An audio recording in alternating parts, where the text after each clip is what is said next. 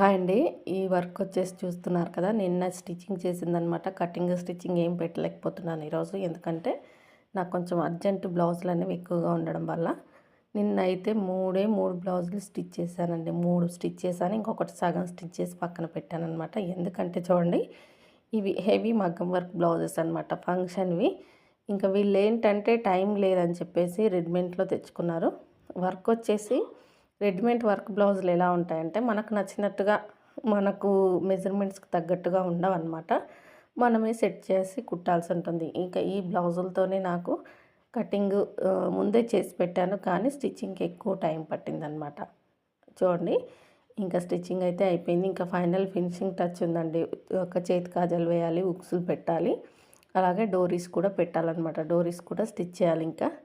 చూడండి, నేను మగ్గం వర్క్ బ్లౌజెస్కి వచ్చేసి నడుముకి పైపింగ్ ఇస్తాను ఖచ్చితంగా. ఫ్రంట్ నెక్కి కూడా పైపింగ్ ఇస్తాను. ఫినిషింగ్ అనేది బాగుంటుందన్నమాట చూడడానికి.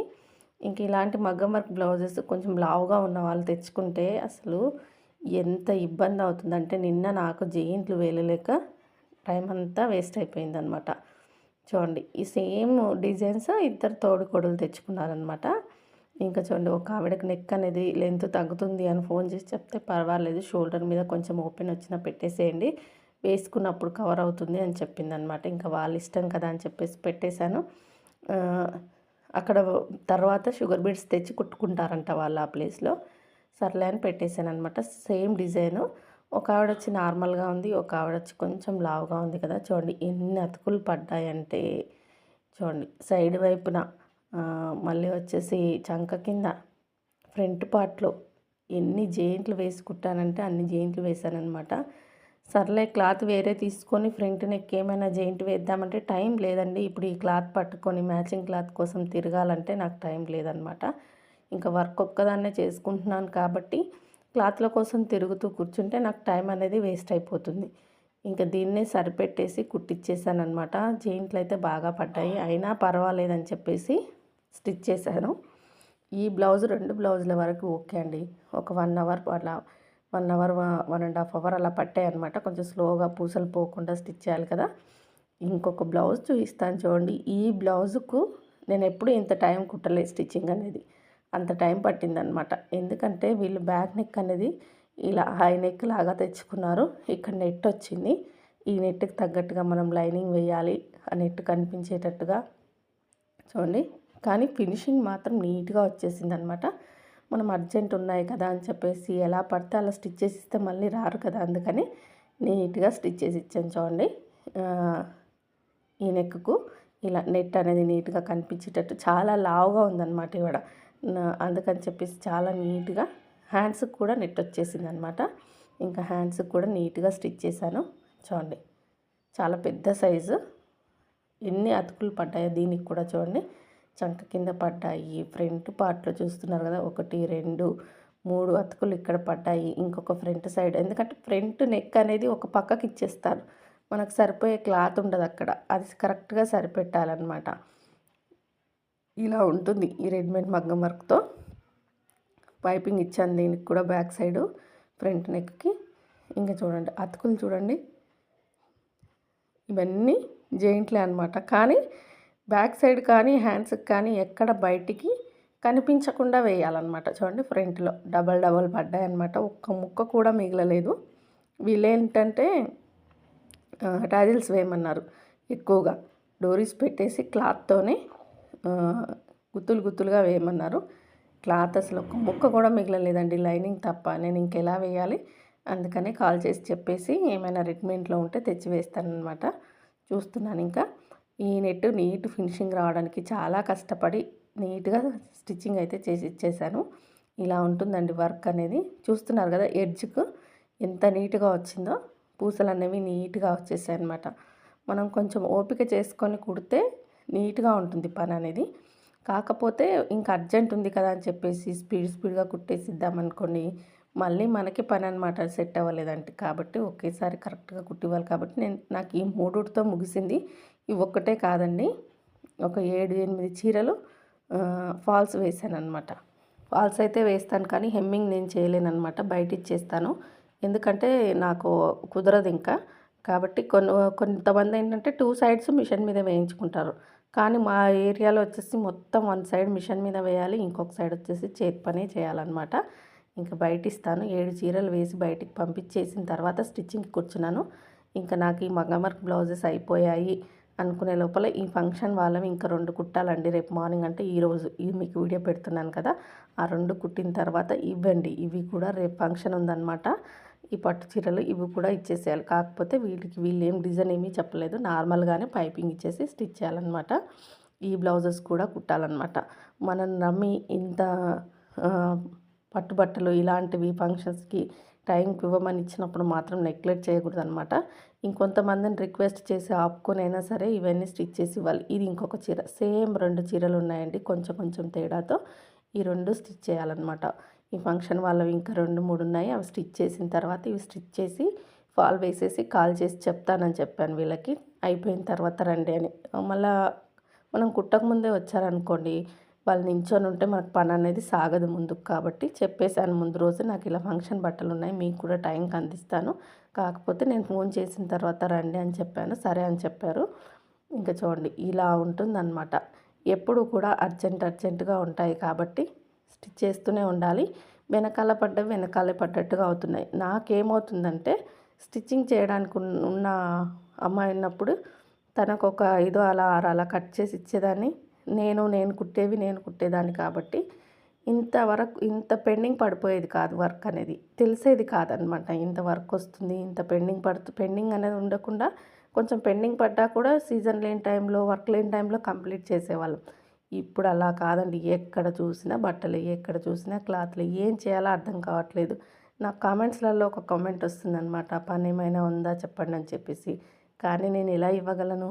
మా ఏరియాలో లేదు మా ఊర్లో లేదా మా చుట్టుపక్కల ఉండుంటే మాత్రం ఖచ్చితంగా పిలుచుకునేదాన్ని, వర్క్ అనేది చెప్పేదాన్ని. కానీ ఎక్కడో ఉంటే వర్క్ ఇవ్వలేను కదా! నాకు నా లోకల్‌లో ఉన్న వాళ్ళు ఎవరైనా సరే స్టిచ్చింగ్ ఉంటే మాత్రం ఖచ్చితంగా కావాలని ప్రతి టైలర్ వాళ్ళకి చెప్పి పెడుతున్నాననమాట.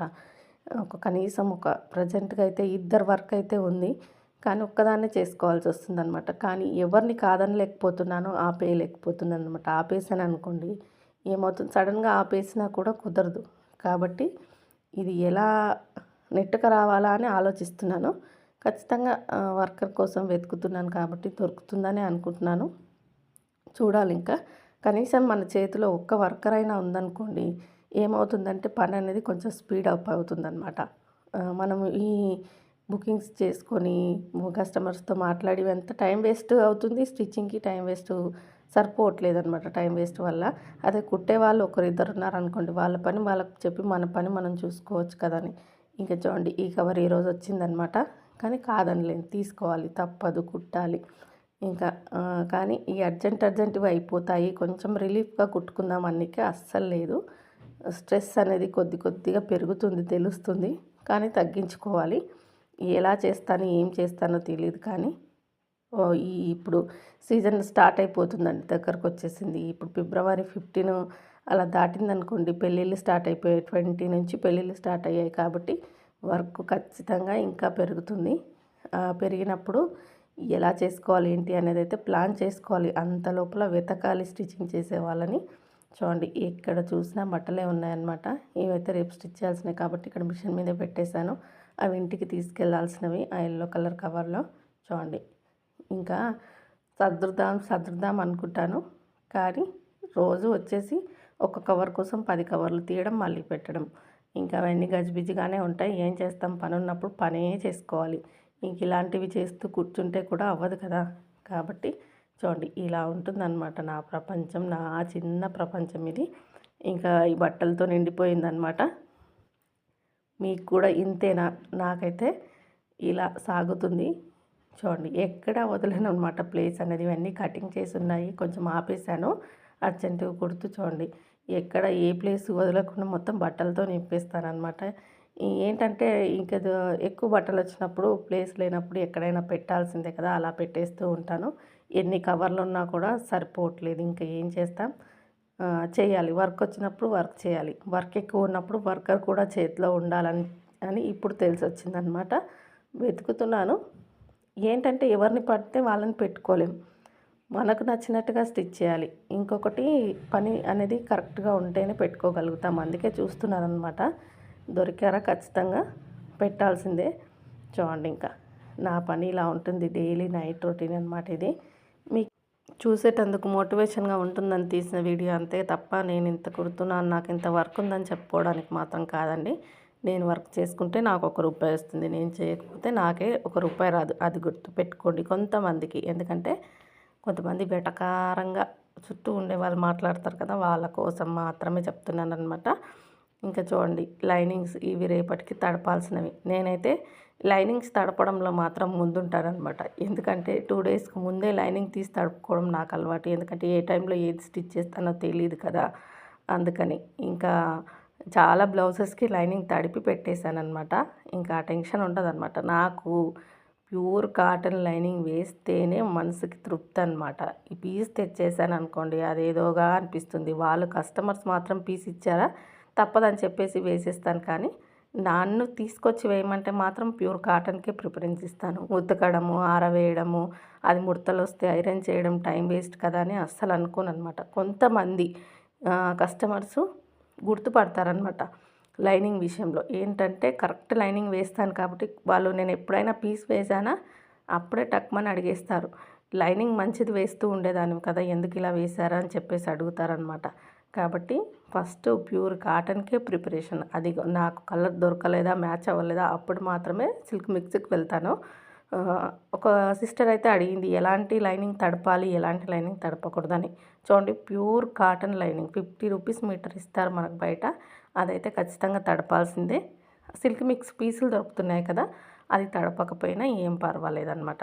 కొంతమంది లైనింగ్ తడపను నేను, తడపకపోయినా పర్వాలేదని వీడియోలలో చూశాను. కానీ మనము వాష్ చేసిన తర్వాత మనం ఆల్రెడీ తడిపి వేసిన లైనింగే బ్లౌజ్ ఉతికిన తర్వాత ముదురుకుపోతుంది, మొత్తం ముడతలొచ్చేస్తుంది.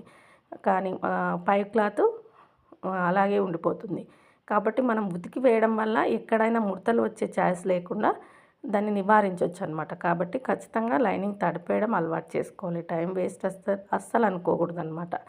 నీ వాటర్‌లో తడిపి ఏమైనా ముడతలుంటే ఐరన్ చేయండి. లేదు మీ దగ్గర ఐరన్ బాక్స్ లేదా లైనింగ్ అనేది నీట్‌గా జాడిచ్చేసి కరెక్ట్‌గా ఆరబెట్టామంటే ఎక్కడ ముడతలు రాదనమాట.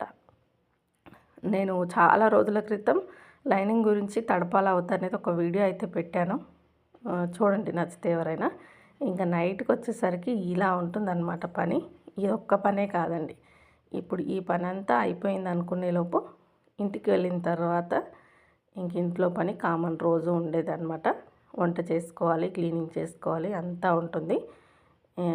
షాప్‌లోనే ఎవరైనా ఒకరు హెల్పర్ ఉంటే బాగుండని చూస్తున్నానన్నమాట స్టిచ్చింగ్‌కి మాత్రము. లేదంటే కష్టమైపోతుంది. ఇవన్నీ టైంకి ఇవ్వక ఈసారి వచ్చిన ప్రతి కస్టమర్ అంటుందన్నమాట. ఈసారి భలే లేట్‌గా చేస్తున్నావు, తొందరగా కుట్టివ్వట్లేదని. నా బాధలు, నా కష్టాలు వాళ్ళకేం అర్థమవుతాయి చెప్పండి. ఏంటంటే వాళ్ళ బ్లౌజులు వాళ్ళకి టైంకి ఇవ్వడం వాళ్ళకి కావాలన్నమాట. కొంతమంది అర్థం చేసుకుంటారు. ఇంకా వచ్చిన ప్రతి ఒక్కరికి వర్కర్ లేదు, కుట్టేవాళ్ళు లేరు, ఒక్కదాన్నే కుట్టుకుంటున్నా ఇదే చెప్తూ ఉంటున్నాను. ఇప్పుడైతే ప్రజెంట్‌గా నేర్చుకునే పిల్లలది అయిపోవచ్చిందండి ఇద్దరిది. వాళ్ళని ఆపేస్తాననమాట. బ్లౌజులు మాత్రం స్టిచ్ చేసి ఇవ్వను. స్టిచ్ చేయనివ్వను. ఎందుకంటే ఇంకా ఫినిషింగ్ రావాలి వాళ్ళకి కాబట్టి పై కుట్లు వేయించుకుంటాను. చెప్పాను పిల్లలకి ఒక 15, 20 డేస్ ఎక్స్ట్రాగా రండి. లైనింగు, మెయిన్ క్లాత్ ఈ 2 జెయింట్లు చేసిచ్చిన, జెయింట్లు అతుకులు పడుతూ ఉంటాయి కదా చంక కింద, అవి అతికిచ్చిన, ఫాల్స్ పోయడము, ఏమైనా ఎమర్జెన్సీగా డ్రెస్ కుట్లు, హ్యాండ్స్ వేయడం ఇలాంటివి వస్తే మీరు నాకు ఒక 15 డేస్ చేసి పెట్టాలి అని అడిగాను. పిల్లలు ఓకే అక్క వస్తామని చెప్పారు. ఈ ఈ అర్జెంట్‌వి అయిపోతే ఈ మిగతా బట్టలన్నీ చూపిస్తున్నాను కదా! ఈ కవర్లు ఖాళీ అయ్యేటట్టుగా పిల్లల హెల్ప్ తీసుకొని స్టిచ్ చేయాలని అయితే డిసైడ్ అన్నమాట. వర్కర్ దొరికిందా పిల్లలకి పనేమి చెప్పననమాట. కాకపోతే ఇప్పుడు తప్పదు ఇంకా. పిల్లలకు చెప్పేసాను ఇద్దరికి. మీరు మీ హెల్ప్ అయితే ఖచ్చితంగా కావాల్సి ఉంటుంది నాకంటే. సరే అని చెప్పారు. వస్తాం అక్క అని చెప్పారు. మాకు ప్రాక్టీస్ అవుతుంది కదా! వస్తామని చెప్పారనమాట. ఇలా అయితే ప్లాన్ చేశాను. ఇలా ఉంటుందండి వర్క్ అంటే. టైలరింగ్ చేస్తే అంత ఈజీగా ఏమీ ఉండదు. చూసే వాళ్ళకు ఏం కుడుతుందిలే ఫోన్ చూస్తూ ఉంటుందని అంటారు కదా కొంతమంది. ఫోను వీడియోస్‌కి వ్యూస్ ఎన్ని వచ్చాయా అని చూసుకోవడం వరకే. కానీ నా పని నాకు ఫుల్లుగా ఉంటుందన్నమాట. ఇలా వర్క్ పెరిగినందుకు నేను సక్సెస్ అయినట్టే. నేనెప్పుడు ఖాళీగా ఉండను. సీజన్ అనే కాదు, అన్ సీజన్‌లో కూడా నాకు వర్క్ ఉంటుంది. కొంతమంది ఏమంటారంటే సీనియర్ కదా! అందుకనే నీకు అలా వర్క్ ఉంటుంది అనుకుంటారు. సీనియర్ కాదు ఇక్కడ. నీట్‌గా స్టిచ్ చేస్తాను కాబట్టి వస్తారు. ఓపికగా స్టిచ్ చేస్తాను కాబట్టి వస్తారు.